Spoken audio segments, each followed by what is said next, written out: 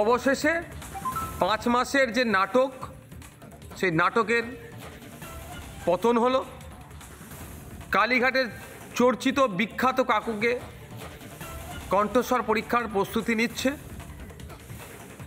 মধ্যিখানে 5টা মাস বিখ্যাত কাকু, প্রশাসন এবং হসপিটাল কর্তৃপক্ষদের এই যোগসাজশে বিচার পেতে দেরি করা হলো।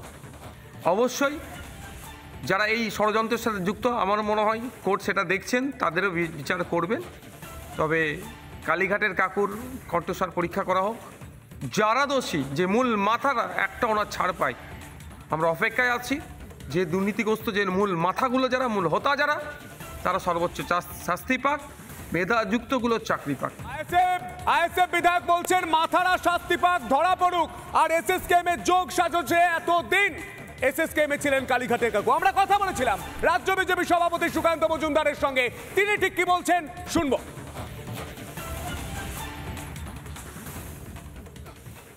দেখুন, আমার মনে হয় ভয়েস স্যাম্পল নিয়ে এত টালবাহানার মানে অন্ততপক্ষে আমরা অ্যাজ এ লেম্যান হিসেবে বলতে পারি। আমরা তো তদন্তকারী সংস্থার মতো অত অভিজ্ঞ নই, কিন্তু অ্যাজ এ লেম্যান হিসেবে বলতে পারি নিশ্চয়ই ভয়েস স্যাম্পলের মধ্যে কোনো গুরুত্বপূর্ণ রহস্য লুকিয়ে আছে। তার মাধ্যমে ওই বস অবধি পৌঁছানো যায়, যাকে ফোন করা যায় না, যাকে স্পর্শ করা যায় না, যার কাছে পৌঁছানো যায় না বলে কালীঘাটের কাকু একসময় এক ইন্টারভিউতে বলেছিলেন। নিশ্চয়ই সেই বস অবধি পৌঁছানোর কোনো রাস্তা কাকুর ভোকাল কর্ডের মধ্যে দিয়ে আছে।